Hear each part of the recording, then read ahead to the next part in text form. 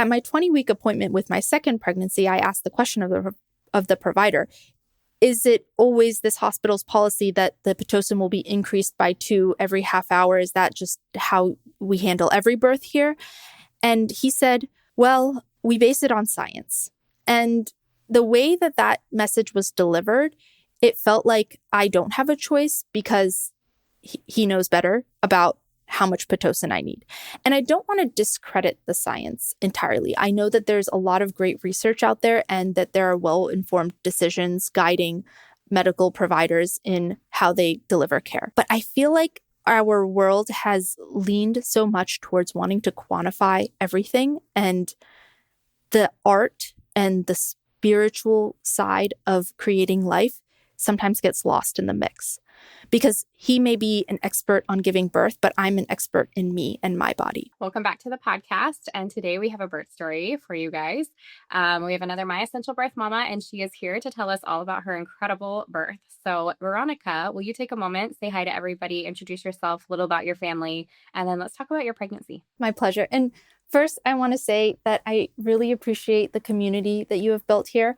I love hearing all the birth stories on the podcast, on the Facebook group. And I like that it's so inclusive. Like we hear hospital birth stories, home birth stories, unexpected roadside birth stories, the whole gamut. So I just want to say I really appreciate the inclusivity, both in these forums and then also the course itself, how everything is covered from home birth to hospital birth and all the different options, breastfeeding, formula feeding. Well, I shouldn't go on. First, let me also just say a little bit about myself. I live in rural Maryland with my husband and 2 kids. I have a son who is 2 years and 10 months old, and then my daughter is 10 months old. And so we'll be talking about her birth that happened in February. Oh, that's so exciting. And she is your first My Essential Birth baby, is that correct? Yes, I think I had come across the podcast and maybe listened to it a little bit with my son. But I guess delved deeper into the community and actually took the course for my second baby. Oh, that's so exciting. Okay. Yeah. And as we go through, I'll probably have some questions just in relation to your first birth too, and maybe how things were different and stuff. Don't be afraid. Don't be shy to talk about that as well, because I know a lot of moms that are listening are, that's the questions that we have. And honestly, that was what happened with me. Like my first birth was my jumping point to things are going to be different this next time. and that kind of like rolled on into next pregnancies as well. So with that, let's kind of dive into this pregnancy. Tell me a little bit about it. Was it kind of textbook or what was it like? And then maybe how was it different from your last? How did you know that you were pregnant and symptoms and all of that kind of stuff? Well, it all started when I fell asleep on my keyboard in the middle of the workday. I thought to myself, this has only happened once before and it ended up with a baby, so I'm probably pregnant again. And sure enough, I was pregnant and I remained so tired that first trimester. And then, of course, for the rest of my pregnancy in the second and third trimesters, I had insomnia. So I made the most of it and used that time in the middle of the night when I couldn't sleep to read books and get informed. So at least there was that was good. And one interesting kind of symptom maybe that I had during my pregnancy is that I had an inguinal hernia, which was just a little bump between my abdomen and my leg, so kind of on my hip near my pubic bone. And it was totally harmless. And it resolved and went away after I was pregnant. But I just thought that was like a fun thing to share. There's seems to be an endless list of side effects and symptoms that come with pregnancy. So just another fun one to share. Yeah. I'm just curious, how did you discover that you had this, and what was your providers? What were the comments or conversation around that? It was something that I just noticed visually by looking at it. There seemed to be a little bit of a bump, but it didn't hurt or anything. So when I saw my provider, I just asked about it, and she said that it's probably just an inguinal hernia, and she sees that in other parts of the stomach sometimes too. It's just a weaker portion of the muscle lining, and due to the pressure buildup of pregnancy, some of, I guess my guts are kind of poking through the muscle lining a little bit. And she said it was nothing to worry about. I mean, if it turned painful or blue or something else that was more alarming, then I could bring it up and we could have surgery. And I mean, I still could have surgery. It's probably still there. It's just not bulging because I'm not pregnant anymore, but it would probably come back if I were to be pregnant again. And I chose to just take no further action because it wasn't hurting me or bothering me. So it was just good to have the peace of mind by sharing with my provider and hearing that it would be okay. Yeah. Okay. Anything else during your pregnancy that you find like noteworthy, or maybe we can move into your providers? There's only one more thing that I'm really glad that I did during my pregnancy, which is track my fertility. So I was very confident in what my due date was. And that just gave me some peace of mind. I knew that there wouldn't be any conversations about changing due dates or any questions as to the gestational age of the baby. So I was really glad that just from the get-go, I knew when I was due. And funny enough, my kids were both had the same due date. So I thought that was kind of sweet. Yeah, that is. Okay, so you tracked prior. Actually, could we go into that just for a moment since you were so dedicated to that? Will you, if you're willing, tell us kind of what your cycles were like how many days they were?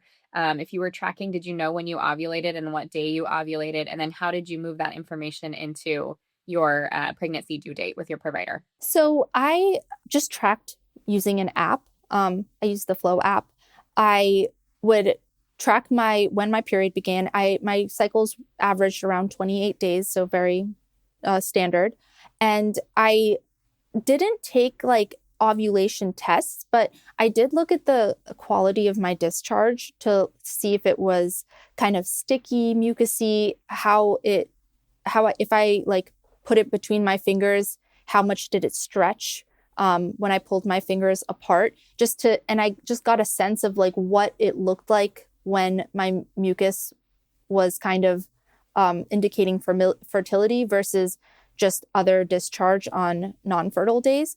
But I wouldn't even say I was like that methodical or about it. And it could have been that I was a day or two off. But at least I had some relative confidence in my overall tracking.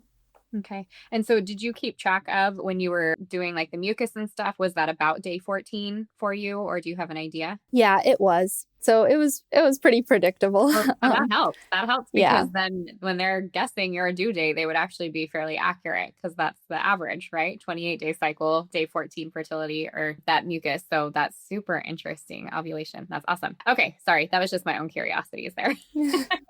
Okay. Let's talk about your providers. What kind of provider did you choose? Where did you choose to give birth? Was this different from your first baby? Yeah, there's actually a lot to this. And I want to share the whole journey because it was really an evolution for me. I went into my first pregnancy and birth with the preconception that had been fed to me throughout the years of my life that pregnancy and giving birth was something that was inherently risky and should take place in a hospital.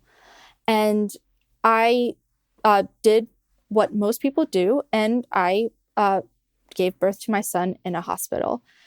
And as I went through that experience, I was very focused, I guess, on mitigating risk. I even chose the hospital with a NICU just in case. And I had all the best intent, and I am very grateful that I had those safety nets and that I didn't need them. But after that experience, I didn't feel like I had a bad experience per se, but as I went into my second pregnancy, I kept thinking back to what it was like giving birth to my son, and little things started bothering me. Things that people had said that I was sensitive to in that time. I had a better understanding after my first birth that I didn't really like to talk during birth. I didn't like to repeat myself. I didn't feel in a position of power to advocate for myself very well, just being in that vulnerable state. And as I was thinking about this, I kind of wanted my second birth to be a little bit different. So I thought maybe this time, instead of going with the urban center hospital with a NICU, I'll go to our local rural hospital with midwives. I went to a few appointments with midwives, and honestly, it just didn't really feel very different. The appointments were short. They clearly had policies and a standard path of care, and I felt like I was being shepherded through the process. I will say, though, I know that those midwives are actually really good people. I am friends with one of the midwives in the hospital, and I've met most of the other providers in the rural hospital, just outside of the hospital context, at parties, farmers market. So I know that these are good people, and it's really just the system that is kind of pigeonholing how much care they can give for every patient, the appointment times, what policies they're held to. And the issue is really systematic and just very complex. And that's the U.S. healthcare system. So without going much further into that, I decided, well, if, the experience is going to be roughly the same either way, maybe I'll just go back to the urban center hospital where I gave birth to my son. It's closer to my parents' house. Who knows? It might be a little more convenient. I don't know. I think I was just kind of stretching for different options. And so I went to my 20-week appointment at the urban center hospital. And this was really a turning point for me. I did my scan, met with the provider, and I wanted to ask a question. During my birth with my son, I was on Pitocin, and the doctor's orders were to increase the Pitocin by 2 every half hour. I reached a point where I was definitely in active labor. Like the contractions were back to back. I felt like I had no break at all. One contraction hardly let up before the next began. And when the nurse came in to increase the Pitocin again, I asked, can we keep it where it is? I'm pretty sure it's working. And he said, well, doctor's orders are to increase it. And that was very off-putting to me because I felt like, wow, I don't have control of what's going in my own veins. Can I go press the button myself to make it stop? And I didn't even want it to necessarily stop. I just wanted to keep it where it was at because I felt like it was working. And eventually they allowed me to stop increasing the Pitocin, and I stayed on one level for the rest of the birth.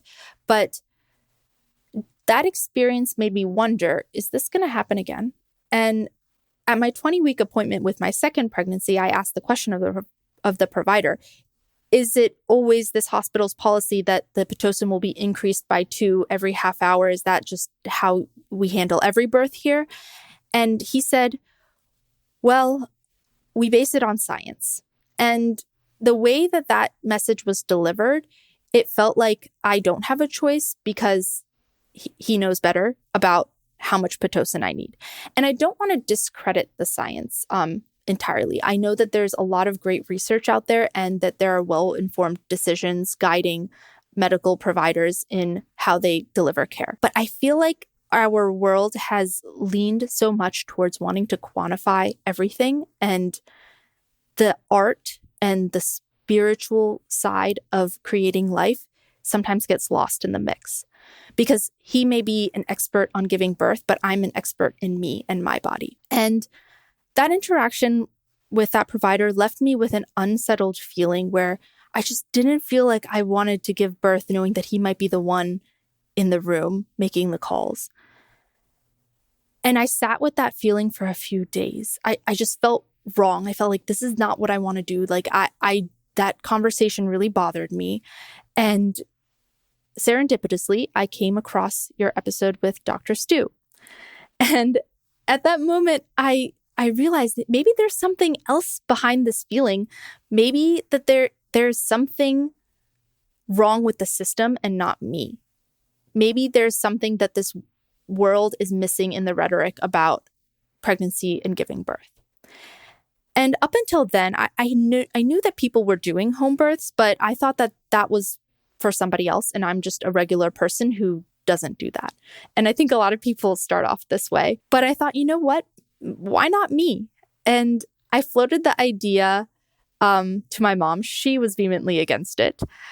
And then I floated that idea to my husband, and he said, yeah, let's go for it. And that instant support was one of the greatest gifts he could have given me. I can't tell you how to convince your husband to do a home birth because I had to do no convincing at all. And so with that stamp of support, I started interviewing some home birth midwives, and there was quite an array of experiences there. Some I clicked with more than others. They had different philosophies. I had different feelings about like how much each one would listen to me versus dictate, which providers were more focused on the science or the spiritual component. That being said, there was only like 4 or 5 options in my area. And I had to make a decision between them. And the turning point and the point where I could make my decision is when I had a phone call with my friend, who is the hospital midwife friend. And I asked her name is Lauren. I asked her, Lauren, what do you think about me doing a home birth? And she said, well, I'll take really good care of you if you give birth in the hospital with me, but home birth is good too. I considered it. And, there's a lot of great outcomes. Birth is natural. And I said, what would be your concern? And she said, well, you are 20 minutes away from the hospital. And, that might be kind of far in case something were to happen. And I asked her to give me an example. And she said, well, placental abruption. There's a 1 out of 100 chance, or 1 out of 100 births have placental abruption. And I thought about it and I researched it later and looked at the risk factors. And this is where I had a mindset shift, because I thought, well, 99 out of 100 births don't have a placental abruption. And am I willing to give up this potentially amazing experience out of fear for that 1 out of 100? And this mindset shift kind of carried through the rest of my pregnancy, focusing on the fact that most likely everything was going to be okay. Another thing that came out of my conversation with my friend Lauren, the hospital midwife, is that she texted some other midwives at the hospital, and they highly recommended the home birth midwife that I wanted to select. They said that she had been through so many births and that she did appropriate transfers. And if a hospital midwife recommends a specific home birth midwife, there's no saying no. It's got to be a good choice. So I decided who I wanted to go with, and I just had to make that final commitment to home birth, which was really made me anxious and nervous. And I kept on going to my husband with pros and cons either way, and I could hardly decide. But I think what was, I guess, holding me back was the onus of the ownership that I would need to take over a home birth. Because from my conversations with midwives, when you select a home birth, you have to do the research and make the decisions. If you want to be in charge, you have to put in the legwork, and you have to make sure that your pregnancy is as healthy as possible and do everything that you can to keep it healthy so that you can have a resulting healthy birth. I mean, just having a healthy pregnancy increases your chances of having a healthy birth, and you have to take ownership of that. When you go to a hospital, you can, in a way, turn yourself over to medical providers, but in a home birth, like, if you want to be in charge, like, you have to do the work, and that responsibility was a little bit intimidating. But I decided to take the plunge, and I decided to do it, and I spent the rest of my pregnancy very devoted to doing everything in my power to make sure that this was as positive of an experience as possible. That's pretty amazing. And I'm loving the way that you're describing it and walking us through how you mentally worked through this issue for yourself, because I think that's going to be really helpful to women that are listening. And I'm going to have more questions as we go about providers and as we get closer to talking about the birth and stuff. For a moment, though, I want to step back and ask you a little bit about your husband, because you said he was instantly supportive. So I want to talk about kind of your communication. And I'm also curious about his involvement and experience with that first birth, and kind of what led you guys to be able to so easily kind of move into that decision. And then also, did he go with you to your appointments? Did he meet the midwife? And what were his thoughts, and what did you guys talk about? A lot to say here. Well, for the first birth, we had both attended the hospital birth class, and I did not realize that was not enough. It's actually kind of funny. When I gave birth to my first child, I only did that one course, but giving birth to my second child, I took 4 different courses. The main one being the MEB course. I also had my husband come with me to an in-person course because I thought it would be fun to do the hands-on practice. I took your postpartum course. There was another course that was recommended to me. I just wanted everything the second time around. And I would communicate what I had learned to my husband, just because that is a better way for him to learn, is to have that like face-to-face interaction and like the highlights and the summaries. So I kind of fed that information back to him. And also because he was there during my first birth and was one of my supporting members of my birth team, he kind of had learned from the first experience what I liked and didn't like. And I was very clear about that. I don't like to talk, definitely don't like to repeat myself, and just everything that happened in that first birth, I use that to inform my preferences for the second birth. And he really listened and paid attention. And you'll see that in the birth story, I think. So that was really the most valuable preparation we had, is just the communication of my personal preferences. Yeah, love that. And another thing that I would be remiss to leave out is the emphasis of the entire birth team, because my husband is one person, and although he can support me in so many ways, it takes a village to raise a kid, but also to give birth. And so the other people in the room were also really important. During my first birth, at some point, the doctor asked him to go out and get some juice to give me some energy. And I said, "Why did you leave? I need you to be here." And like, he can't be everywhere, right? So the second time around, I did get a doula. And my husband and we met the doula in advance. And so he got a chance to know her. And I expressed to both of them some of my preferences, the ways I like to be comfort, how I envisioned things going. And one thing that I really liked about my doula is that she was there to support both of us, not just me, him too. And my doula was really understanding about his perspective. She was sensitive to what he was going through during this experience. And that was a great support.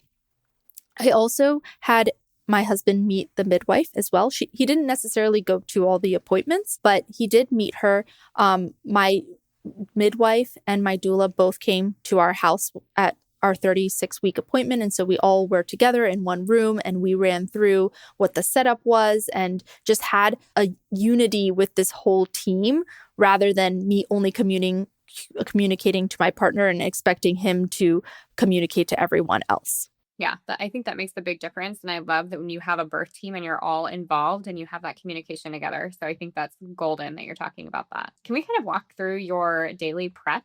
So I know if you took the course, there are some things that were like, do this, but I want to hear what you actually utilize and how you and your husband worked together in that preparation. So tell me kind of like that daily, weekly, monthly, like what were the things you guys were doing together and what did you do on your own?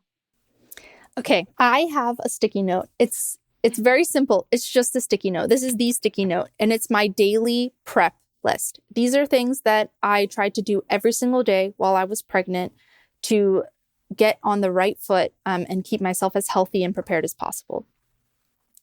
First, the 3 exercises. Of course, I love these 3 exercises because it's a small win that you can feel good about having done something to prepare your body for giving birth. And I truly feel like all of those things helped me push my baby out. The pelvic tilt, the squat, forward leaning. Pro tip for anyone who has a toddler, I got my toddler to do these exercises with me. And you could even ask him. I thought it was so funny. One time he said, "Mommy, exercises." And I asked, "Does daddy exercise?" He said, "No." But he was really aware of the fact that I was doing these every day. And that was very validating. And I guess he learned some yoga out of it or something. But there was the 3 exercises. And there was also something I like to do first thing in the morning as an easy win. My prenatal vitamin, even though I guess if the iron in the prenatal vitamin bothers you, it might be better to do that at night. But I just got it out of the way in the morning, along with my probiotic. And I drank 2 big glasses of water in the morning. And this really helped me stay on top of my water goals, because I felt like as the day progressed, maybe during the workday or as I got caught up and busy, I would sometimes fall behind on my water goals and then feel like I was trying to catch up at night, which didn't help needing to go to the bathroom very often at night. I mean, you do it if you have to. It's better to drink water and go to the bathroom often. It's better to stay hydrated, but I would prefer to front load my water intake and minimize how much water I was drinking at night. I also did some meditation, and that was the other birth course I took, some meditation tracks. I know that you had some as well. I was just absorbing all the different meditation sources I could find, trying to figure out what resonated with me. So, because I had this vision that maybe I would listen to meditations during birth. Didn't happen, but that's okay. It was all part of the process. And I did do pain. I did, relaxation exercises. So there were the relaxation exercises you could plan. Like in your course, you had like putting the ice on your belly and laying down and breathing through that. But I, of course, as many other people have said before, found it most helpful when I practiced my relaxation exercises in unexpected moments. There's, of course, the stubbing of the toe, which is a great opportunity, because instead of clenching up your muscles and grabbing your toe and saying, instead, what you do is you just relax into it and let it happen, and you feel the sensation. And not tensing up was really the key. Same thing goes if you're constipated, just relax and let it happen. The experience that I want to share that no one is going to believe, but I'll share it anyway, is that I had a painless Charlie horse. I know it sounds like an oxymoron, but my calf muscle tightened up. It was hard as a rock in the middle of the night. And I said, oh, it's tight. And then after a while, it loosened up. And I didn't dread it or fear it or perceive any pain from it. It's just something that happened. It's kind of like the meditation concept of you see a white cloud floating across the sky, but you are not the white cloud. You are just observing it. It's kind of that same way, but with your body. Of course, I tried to do my protein intake. And this, I will say, like, life gets kind of crazy when you have a toddler. So I would track my protein intake a lot at the beginning, like after I started taking the MEB course and I understood how much protein I needed to get, I would track it. And then after I had a baseline understanding of what set of meals throughout the day would allow me to reach my goal, I felt like I could kind of get a sense of whether my protein intake was enough without exactly tracking like each gram or anything. So that made that a little bit easier. And then other things I did were perineal massage, which I credit for both pregnancies for not tearing, at least partially. I thought that was really helpful. And for anyone who doesn't know, it's where you massage the muscle between the vagina and the anus, because when one tears naturally, it's going to probably be in that area. So that is just a way to just loosen up the area and be ready for stretching. I also, near the end, did some hand expression.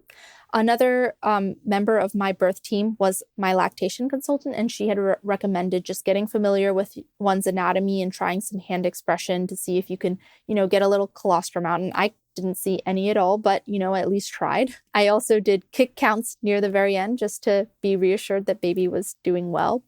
Of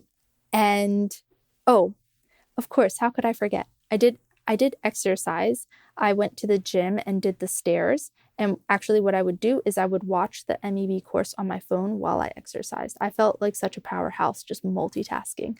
But it was great. I really liked that the course was so comprehensive, and I watched all of it, even though there are things that I guess I knew from my previous pregnancy. It was really helpful to have that reminder. And there were parts where like it was new information and I needed to listen to it again. But there were other parts where I'm like, okay, yes, just validating. And having that comprehensive course was really valuable to me, because sometimes it feels like there's so much information from so many different places and you could hardly get a grasp of it all. But having it all in one place was reassuring, because it felt like, okay, yes, I am covering every topic that I need to prepare for. So that was really nice for me and my personality type, I guess. And yeah, I think that pretty much summarizes all the different things that I did to get ready. I mean, I also did a lot of mental work, like reading books in the middle of the night about birth. And in the approximately 16 weeks I had between choosing home birth and giving birth, I made a full belief 180, and I got to a place where truly from the bottom of my heart believed that birth is natural and normal. And that changed everything for me, is making that mindset shift, undoing everything I've ever heard, every movie of women screaming, giving birth, and reaching a new understanding of what it is I was to be doing, which is something that is beautiful and normal and natural and will probably be okay. You know how that shift occurred for you? Do you think it was a product of putting all the positive things, like you were talking about the course and meditation? And do you think it was because of that and it just kind of shifted? Was this an intentional thing? What do you think did it? It was all of those things. It was everything that I was exposing myself to, the books I was reading, the stories I was exposing myself to. For example, in my first birth, at some point I went down a YouTube rabbit hole watching every single birth video. But the second time around, I only watched the curated birth videos in the MEB course. And that allowed me to focus in on these positive experiences. And I read several different books about people who had positive birth experiences and presented the concept of home birth as a very normal idea. So it was really just like all the different media and information that I was exposing myself to, and taking the time to do affirmations and tell myself I was built for this. This is normal and natural, and just repeating it, and also doing the research and looking at the scientific evidence behind, different methodologies and practices, and hearing what people do in different parts of the world, listening to this podcast and hearing positive birth stories. It was all of it combined, and just like constantly making an effort to validate this belief. Yeah, that's the thing, is birth used to be so intertwined within our community. It was part of, why we existed and what we did together as a community. Like you had said, the birth team was your community. It's true. Like mothers, aunts, sisters, the midwives, like the community would come together, and this would just be part of the community story. And then there goes the raising of the baby and the raising of the mother as we, continue on past that.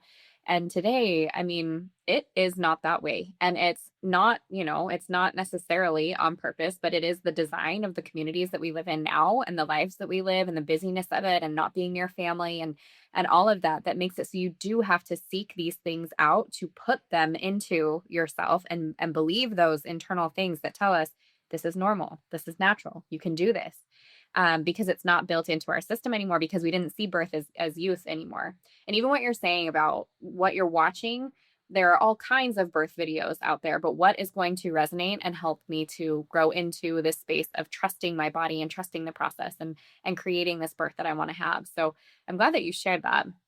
And I do think the more that we talk about that, it's one of the reasons I love doing the podcast. It's one of the reasons I love having women like yourself on here, is so we can kind of build that up again. Let this be normal. Let this be natural. Put it in your ear that like, this is how it's meant to be. I think you're just right on with everything that you have to do to get yourself into that space, to be able to have the birth that you want, to move into that feeling safe. And like, this is just the next step.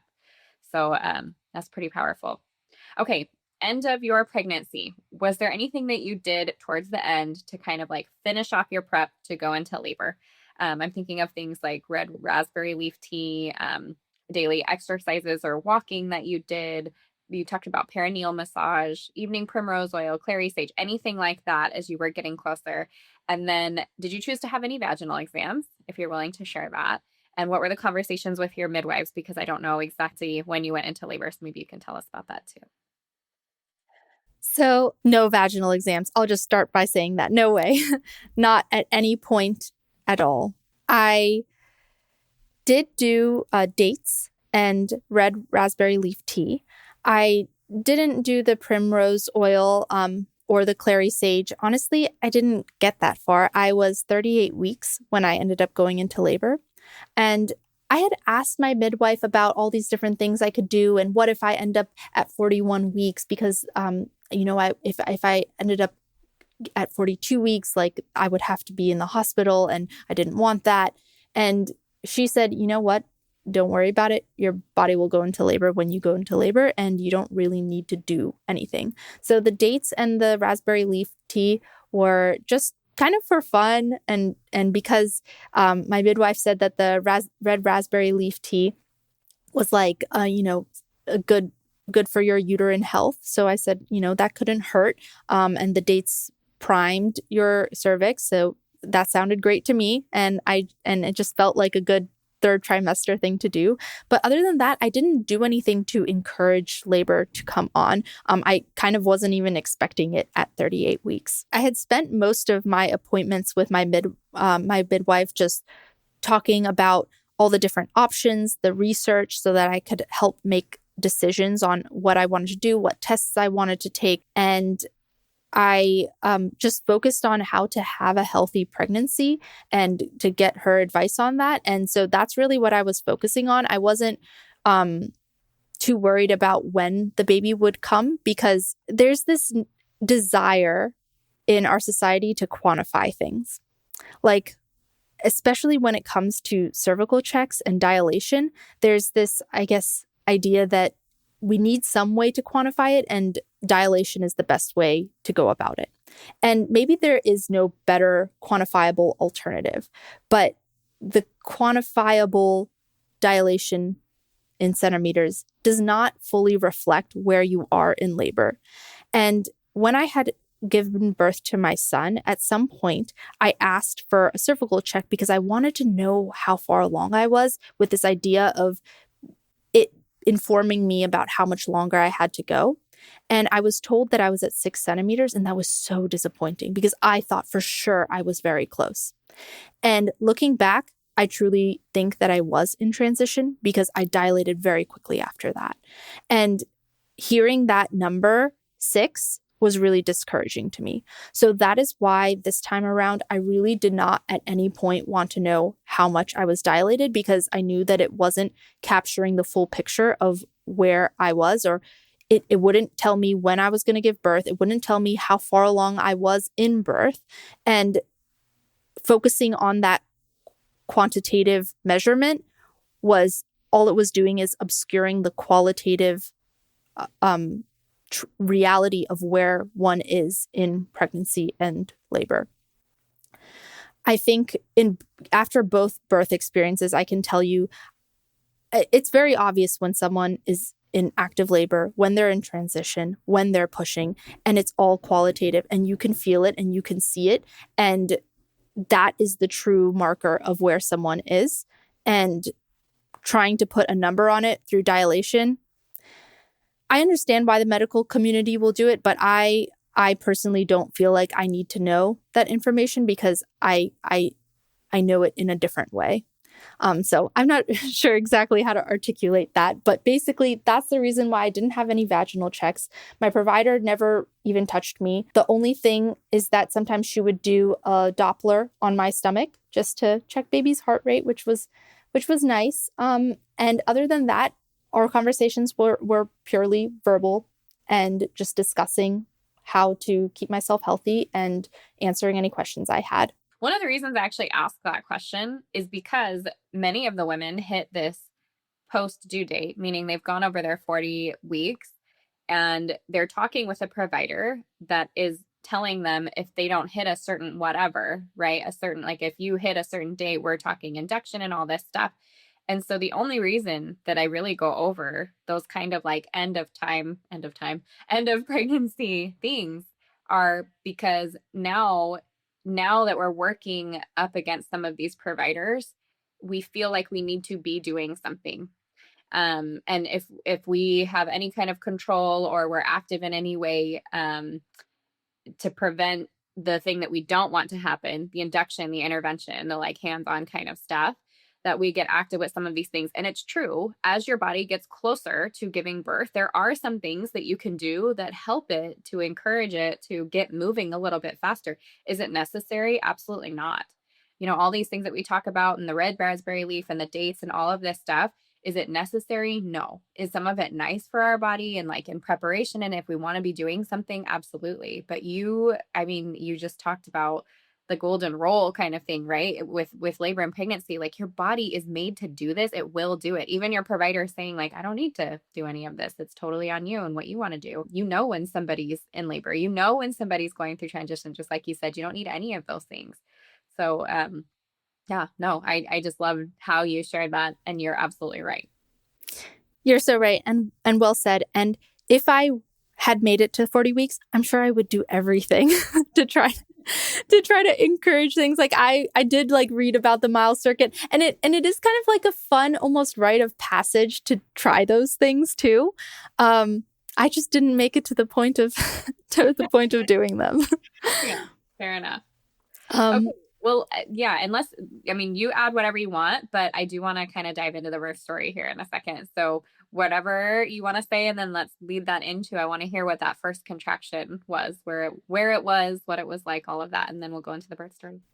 Okay. It was Super Bowl night. I danced way too hard in the halftime show. Me and my son and husband, we were having a grand old time. And my husband and son slept in a different room. This was something really nice that my husband had done for me. Just, taking over the bedtime with the toddler and giving me my space at night. At 10 p.m., I lost my mucus plug. And a kind of running theme through this whole thing is that I'm pretty much in denial the entire time. So I was like, I think that might be a mucus plug, but it could just be discharge. So I'm gonna just, leave this here and just see what happens. At 10:30, I think my water broke. And it was just a trickle. So once again, I wasn't sure if this was more discharge. And I decided to just text my midwife because if birth was going to happen in the next couple of days, I didn't want to wake anyone up and disturb anyone's rest. So I just let her know via text, and I went to sleep. At 1:30 a.m., I woke up feeling like, maybe something was going on. But of course, I had the pregnancy insomnia anyway, so this wasn't unusual for me. Just in case, I had been lying on my left side, because one thing that I forgot to mention during my pregnancy is that the baby was positioned head down, but with her back to the right. And there's nothing wrong with that per se, but it's just primed for sunny side up a little bit more than if the baby's back was on the left-hand side. So my midwife told me, just try to lay down on your left-hand side and baby will probably make plenty of flips and turns before birth anyway, so it's not a big deal. So I was lying on my left, and I did feel baby finally shift to have her back on the left side, still head down. So I thought that was good. I was just listening to music. I was reading a pamphlet my lactation consultant gave me, just relaxing and just, feeling good, having my space to myself. And at 3:30, I had a little bit of bloody show, I think. And I was thinking, okay, maybe things are going to start happening. At 4 a.m., I started feeling contractions 10 minutes apart.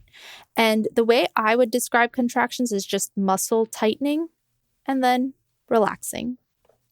It wasn't anything that definitely not painful, or I thought maybe it was Braxton Hicks even.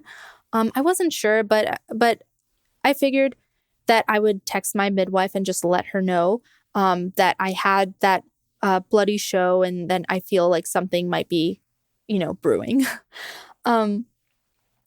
And I thought that, I'm doing such a great job. Look at me. I'm going to go hydrate. So I got out of bed and I went to the kitchen to grab a glass of water, just thinking, I'm just so at ease. I'm killing this. I was in my element.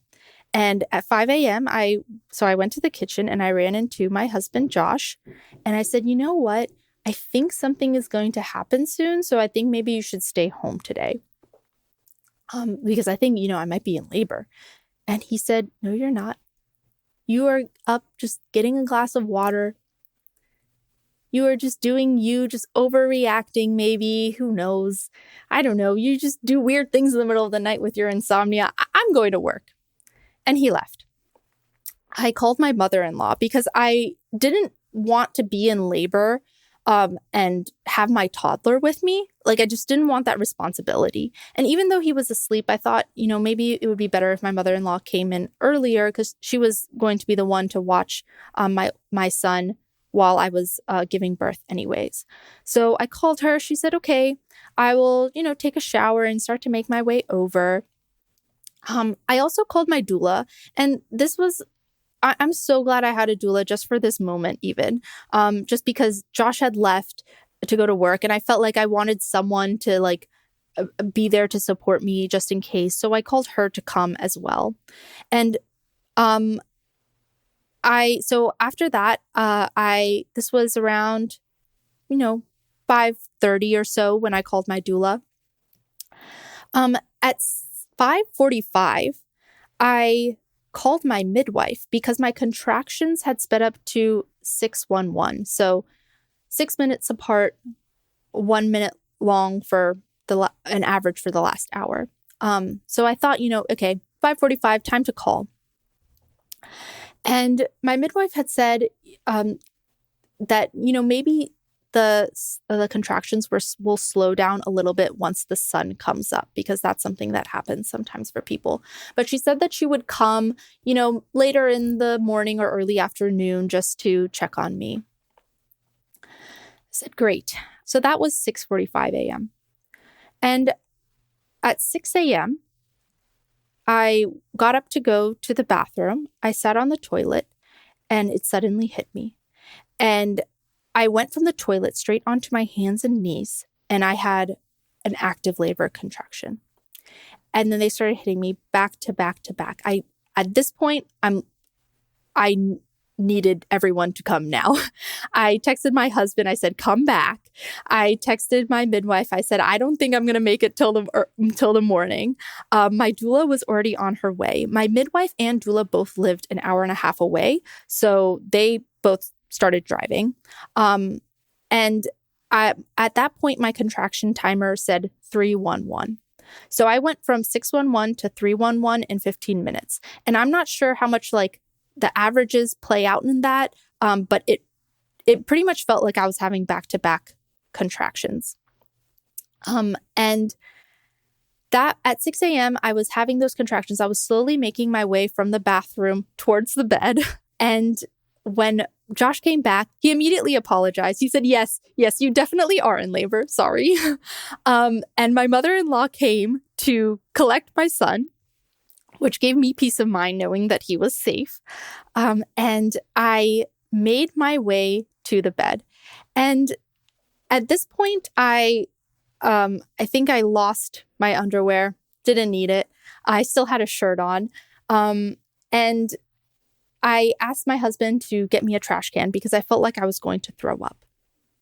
And I had thrown up several times during my first birth, so I thought that, this was just the first of many. But looking back, I believe at 6:20, I was already in transition, which is only 20 minutes after I really hit active labor. I didn't actually throw up in the trash can, but I had it handy. And I think I did realize that things were progressing a little bit fast. So I kind of knew that the birth tub wasn't going to happen. And I asked my husband to fill up just the regular bathtub. Little did I know there was no time for that either. And my husband, he also didn't realize how things were progressing. And so he said, hold on, let me get coffee. He was preparing for a long day that didn't quite pan out that way. Something that I had done to prepare for birth is I stocked up a whole closet with all the supplies. I had 1,000 tools at my fingertips. I had heating pads, candles. I had a sand ball that you could put on your back for counter pressure. I had a rebozo. I had washcloths. I had snacks galore. And it was all in one birth closet, I called it. And I was yelling at my husband, get me this, get me that. And the funny thing is that I thought that I wouldn't want a cool washcloth on my forehead, but that's exactly what I wanted. So he put a cool washcloth on my forehead, which was very relieving. And at some point I felt so hot, I took off my shirt as well. And something that is very interesting is that the whole time, from the moment that I had begun active labor on the toilet all the way to the bed, I stayed pretty much in downward dog. In the bathroom, I was on my elbows and had my bottom in the air, standing on my feet. And when I finally made it to the bed, I was at the foot of the bed with my head basically hanging off the bed. And what Josh did to support me was keep me from falling head down onto the floor. He was holding me up and I had my bottom straight in the air. And after talking to my midwife, she said that maybe my instinct was to be in this position to use gravity to slow things down. Because it's very strange to give birth in downward dog, I think. But that was really interesting. And as I was going through contractions, one thing that I really loved about not being on Pitocin is that I felt like I had a couple seconds between each contraction to think an encouraging thought to myself. The Pitocin felt constant, like I never got a break, but just having a couple seconds between contractions, it allowed me to go back to my affirmations. And some of the things that went through my mind were ragdoll relaxation, loosen up, you can do this, it'll be over soon. Just those little words of encouragement that I could speak to myself did me wonders. And I don't even remember it hurting. And I know that's easy to say in retrospect, but it was just something that I was determined to get through. And I was determined to make this an awesome experience. And so I was just game time. I felt so strong and powerful. And sometime maybe around, at this point, I couldn't really track or look at the clock very well, but maybe around 6:30, 6:35, I started having little pushes. And I was like, oh, that's interesting. I guess I'm doing practice pushes. Still in denial here. And it wasn't until I started crowning and I felt the crowning where I said, oh, this is happening right now. So a couple minutes out from giving birth, I realized I was going to give birth. And my husband still hadn't even realized it, but I couldn't communicate it to him. He was in front of me, supporting me near my shoulders and head. So he didn't even see what was going on behind me. And as I felt the crowning and I realized that nobody was going to make it to this birth, I had the thought, and I had this thought in my back pocket ready to go. My thought was, well, we made this baby alone. We're going to bring this baby into the world alone, and it'll be fine. I was not scared at all. I just knew that I needed to do what needed to be done. I felt the ring of fire, and my thought there was, well, I can't suck this baby back inside, so it's only going in one direction. I gave one big push, and the head went out. And at that point, I said, Josh, help the baby. I wanted him to go behind me and see, what was going on because I couldn't see. And he was so surprised. He said, there's a baby. The head is out. His coffee wasn't even ready yet. And he was also game time. And this is something that he really didn't want to do. And I commend him so much for rising to the occasion. I had asked him when we were meeting with our midwife and doula at the 36-week checkup, I said, Josh, would you like to catch the baby? He said, not for me. And in this moment, though, he was the only person there and he did what he needed to do. He said the hand is by the face. So the baby was coming out with both hands in front of her face. And I said, call Chloe, which is our home birth midwife. He handed me my phone. I dialed and then he took over. He said, walk me through this. The head is out. The hands are by the face. What should I do? She said, you know what? It'll probably, the baby will come out in the next contraction. tell her to go into a lunge, put one leg up. And so that's exactly what I did. And she came out in the next push. And my husband caught the baby, caught our daughter. He caught her head, and her body hit the bed a little bit, but it was a very short fall. So he just immediately brought her to my chest. I fell back and onto my back and just held her to my chest. And I saw that she was a little bit purple, but immediately let out a cry. And I had no doubt in my mind that this was a healthy baby. And I had wanted to tell her, I love you, as the first thing when I saw her. But I said, good job, baby. We did this. It was amazing. And that whole moment of from the ring of fire to having her on my chest, it was, I don't have a great visual memory of it. It was more of a sensation, the sensation of the fire and her coming out and landing on my chest. And it was truly a beautiful moment to have. She was born at 6:49 a.m. So I spent 49 minutes from active labor to birth. And interestingly enough, I was still having contractions after that. And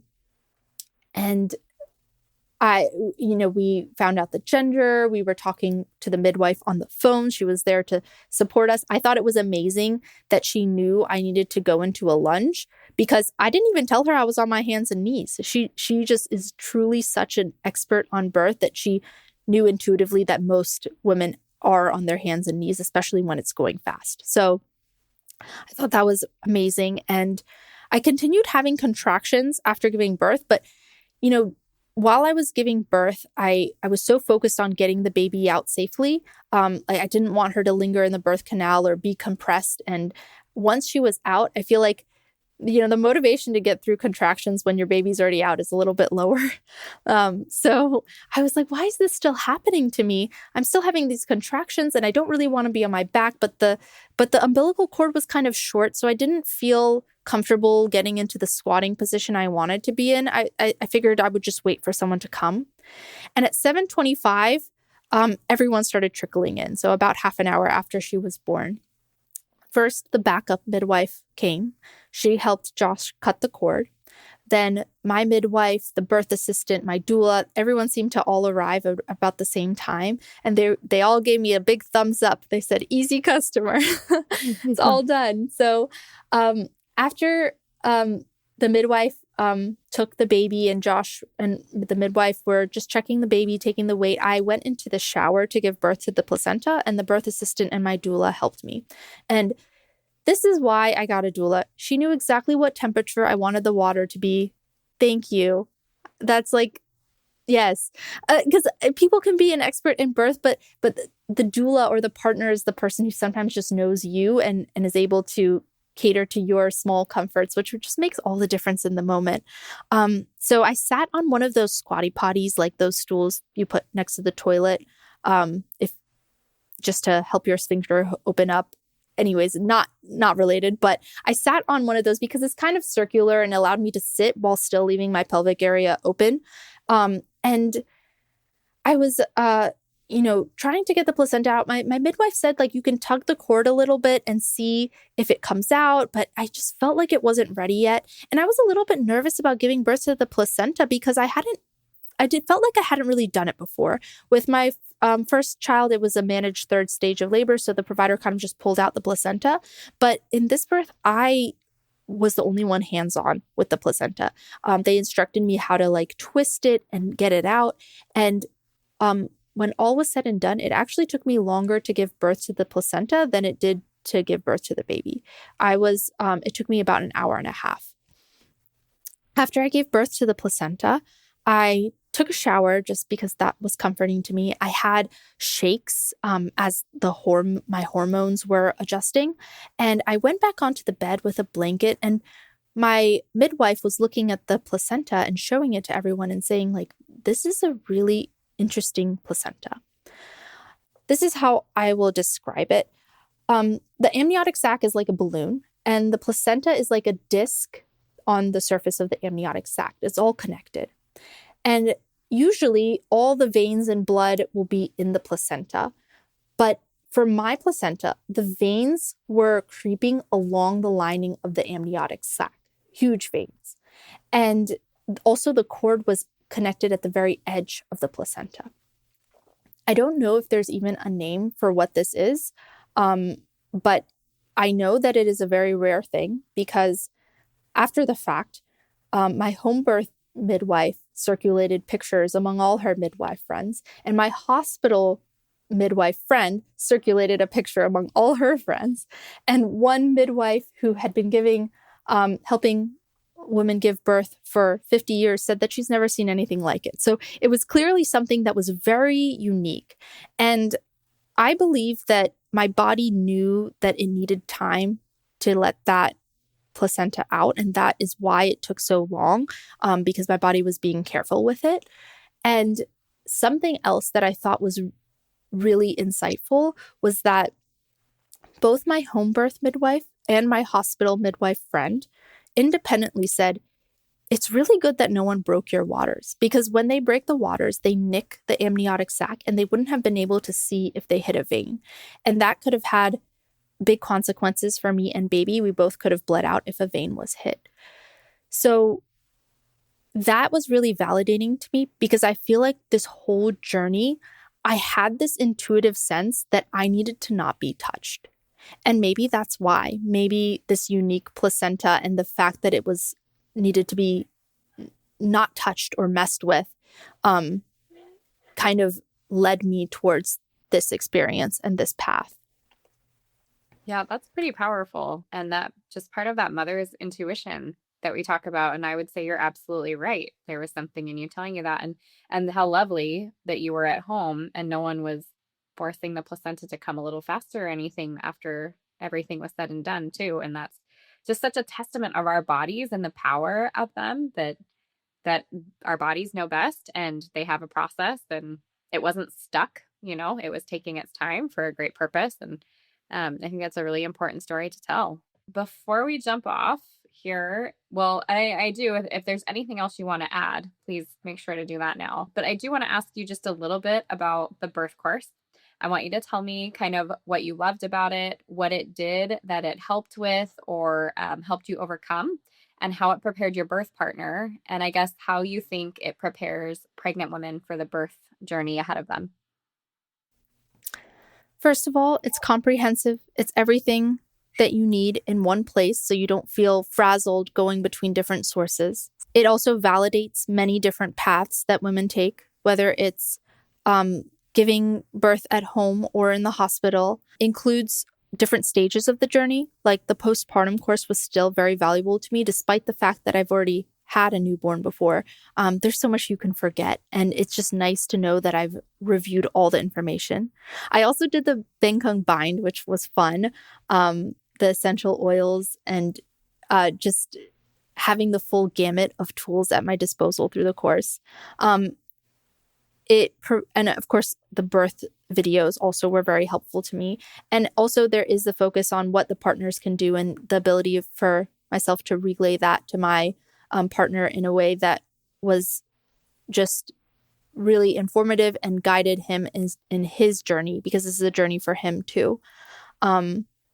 So yeah, I think just having the course and having the community really launched me on this path, and I am forever grateful for that. Okay, and then I would love to hear your best advice for moms and best advice for dads. For moms, I would say follow your intuition. There's something spiritual and higher order about creating life, and that should not be discredited. And maybe your intuition is telling you that you need a home birth, but maybe your intuition is also telling you that you need a hospital birth. There's no one correct path. It's just listening to what you believe is needed for yourself and for your baby and for your family, and to stand strong by that and not let anyone, I guess, quell your voice.